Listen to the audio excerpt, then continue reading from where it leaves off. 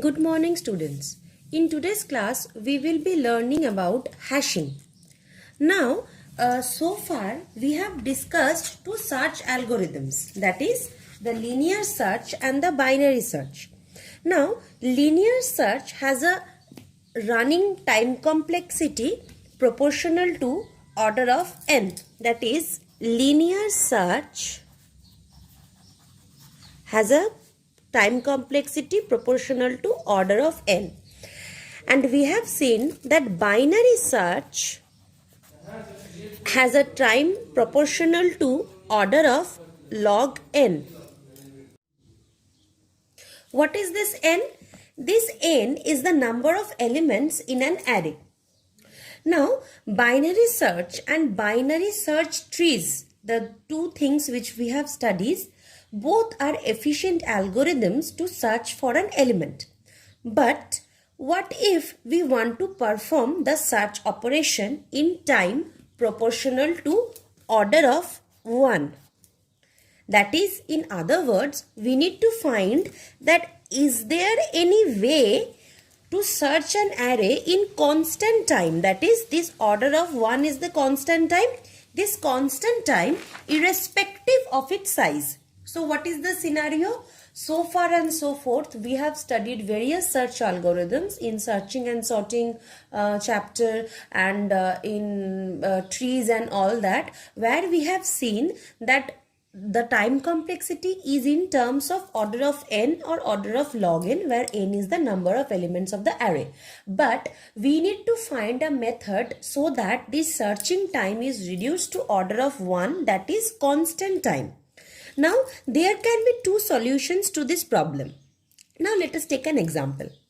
First solution, let us think that there is a company and in that company there are 100 employees. Fine. Now, each employee is assigned an employee ID. Okay.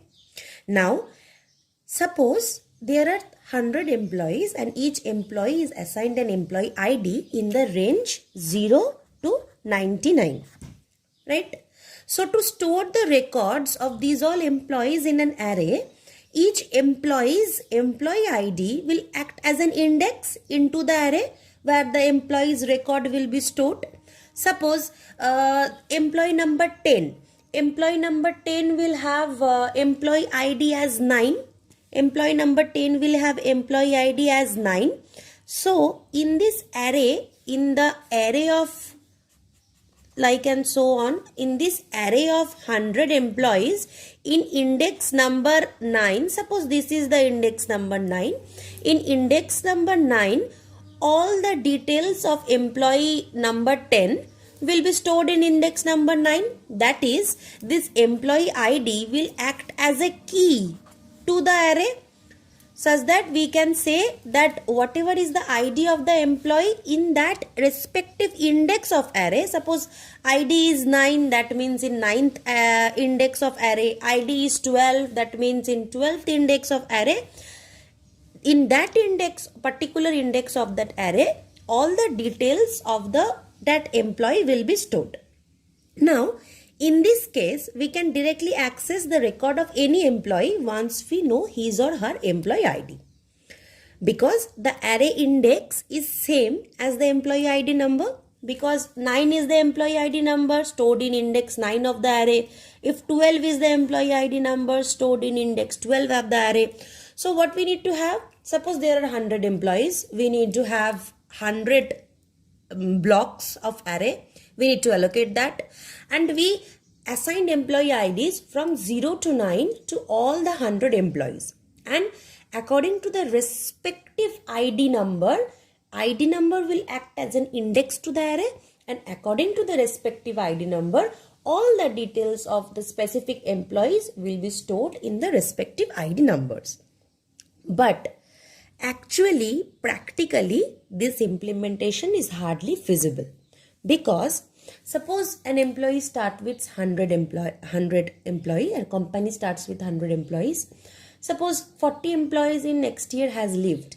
So, when 40 employees has left, all the 40 indices will be vacant.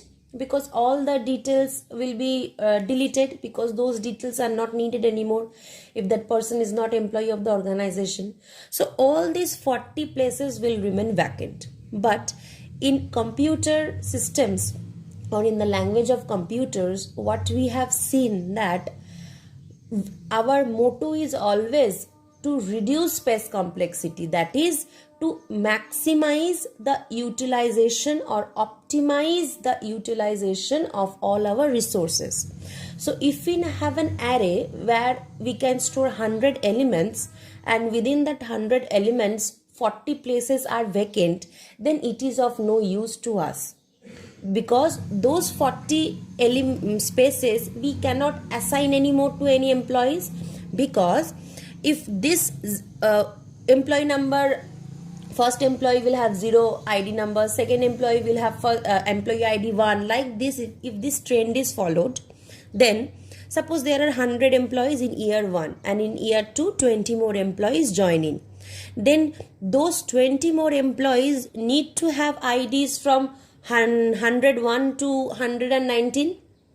So it is seen that in the next year, if 40 employees leaves, those 40 places are vacant, and if 20 employees join in, those 40 places can't be used.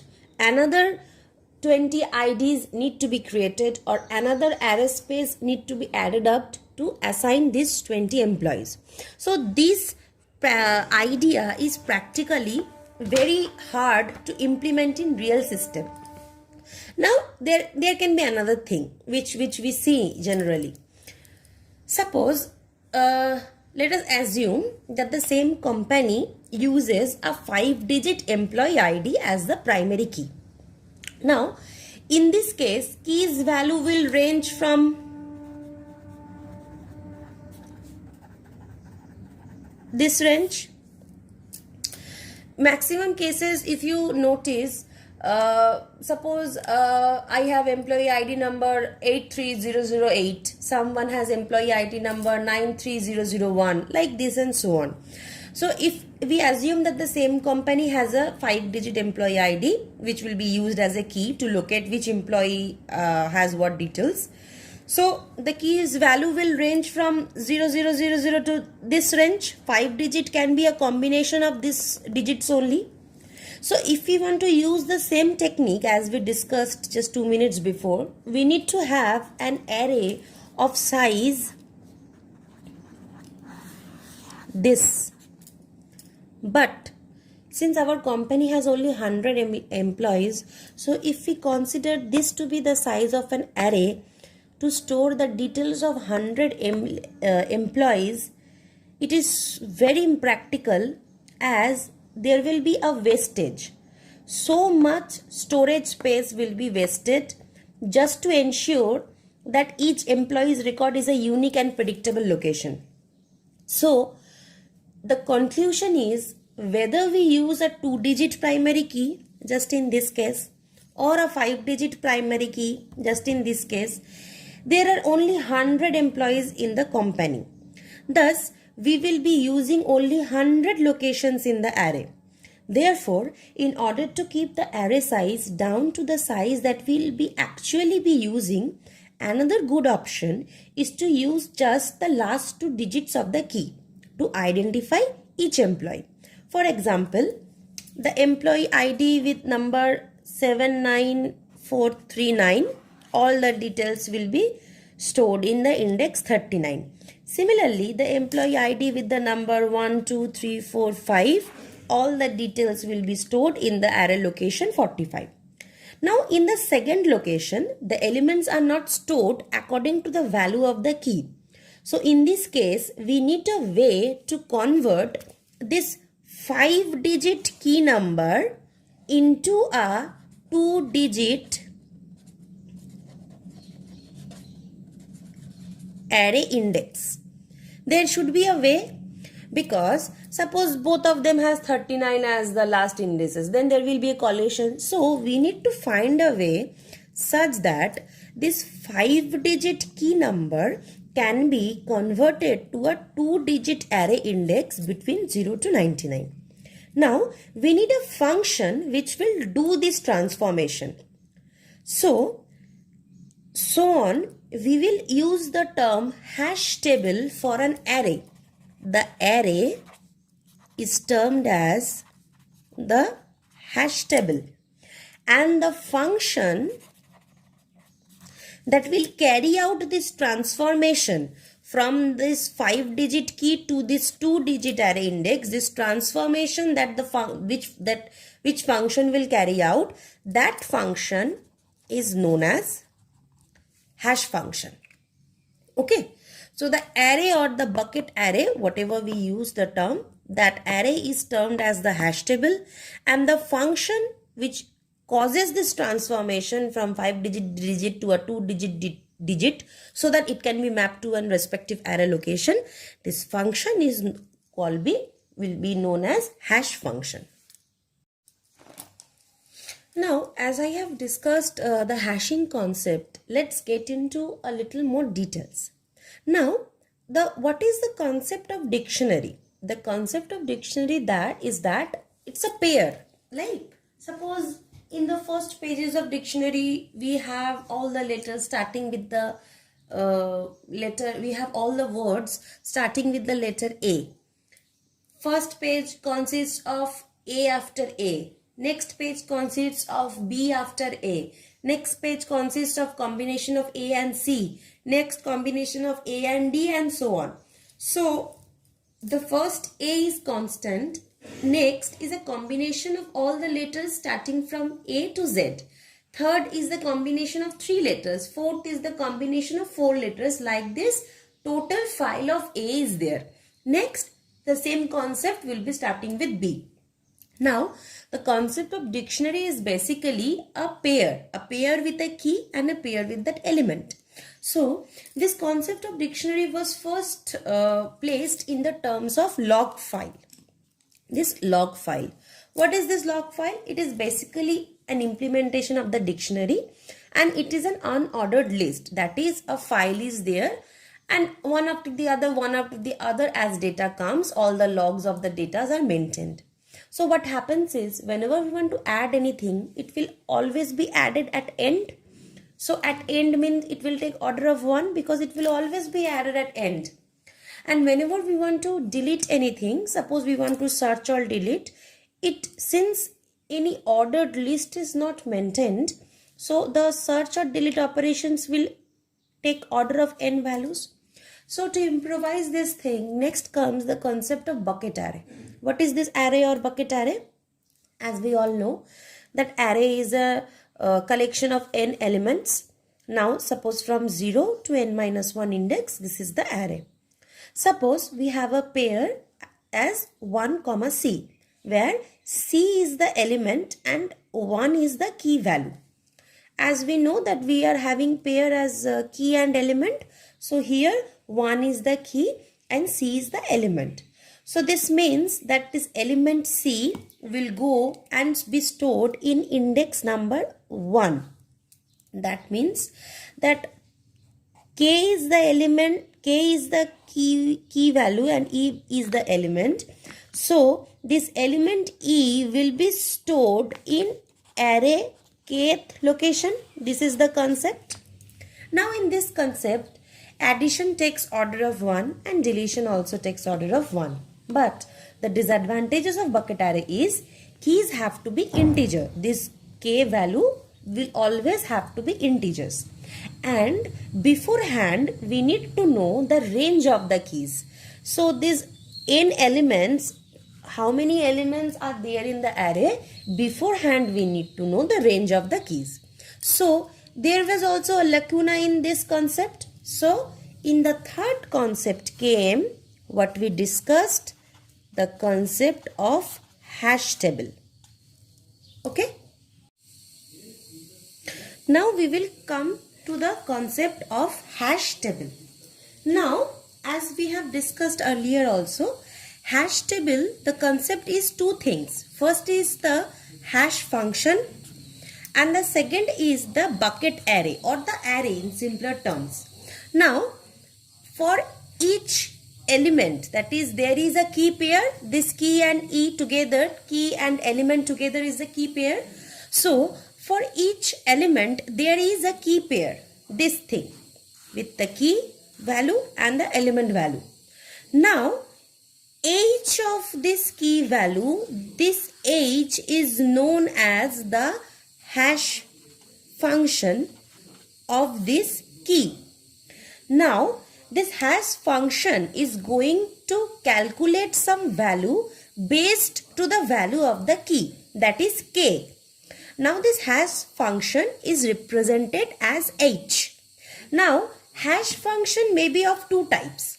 One type is the hash code, which simply maps the key to an integer value.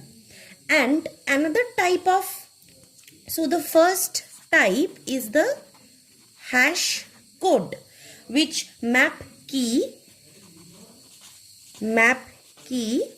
to integer. Map key to integer. And another type is the compression map. What does the compression map do? It converts the integer which we received from the hash code to a range of integers from 0 to n minus 1. That is, this hash function, it works in two stages. First, the hash code will map this key value to an integer value. And in the next step, the compression map will convert the integer value which we received from the hash code to a range of integers between 0 to n minus 1. Now why this is so? Now since our array is the bucket array, right? So bucket array, before implementing anything, we have this range fixed 0 to n minus 1. Now suppose the hash code after calculation, after mapping of this key to integer, it finds a value of the range of any value of n above this range. So outside of this range, any n's value we can't map to the bucket array. So we need a method to convert that integer value into within our range values, range of integers values. So this technique is done by the compression map. So hash function is what? It works in two stages. That is, first the hash code stage, which maps the key's value to a integer value. Second, the compression map, which converts the integer values which we received from the hash code to a range of integers between the 0 to n minus 1, such that it can be mapped to our bucket array. So after all this thing, here we, after applying this method A and method B, we get a value of k, and since from our pair E is the element, so that element will be stored in this thing. Whatever we are computing the hash function over this key, for computing the hash function or the hash value over this key k, we need to combine two concepts, hash code and compression code, and whatever value we are getting, this is the index value. So suppose after doing this two, we are getting a value of 3. Fine. So finally the element will be stored in the array in index number 3. So earlier what was happening? Earlier simply we were getting a key value, we were simply putting element in that key value. But now we are converting that key value to an integer using hash code. Then again we are converting that integer into a range which will be suited for our array list. Then that index, in that index we are storing the element in the respective array. So basically the hash table will take the key element pair. It will pass the key through a hash function. First we will pass the key through the hash code which maps the key to an integer. Then we will pass it through the compression map which maps the integer received from the hash code to an integer in the range from 0 to n minus 1. Now using this output of the hash function, we will use that output as the index of the array and in that particular index location of the array, we will store that element in that particular index of the bucket array. Now this is all about the introduction about the concept of hashing, the concept of log file, bucket array, hash table, hash function. Now from next class onwards, we will be studying about these different techniques, like how to calculate the hash code, how to calculate the compression maps, and so on.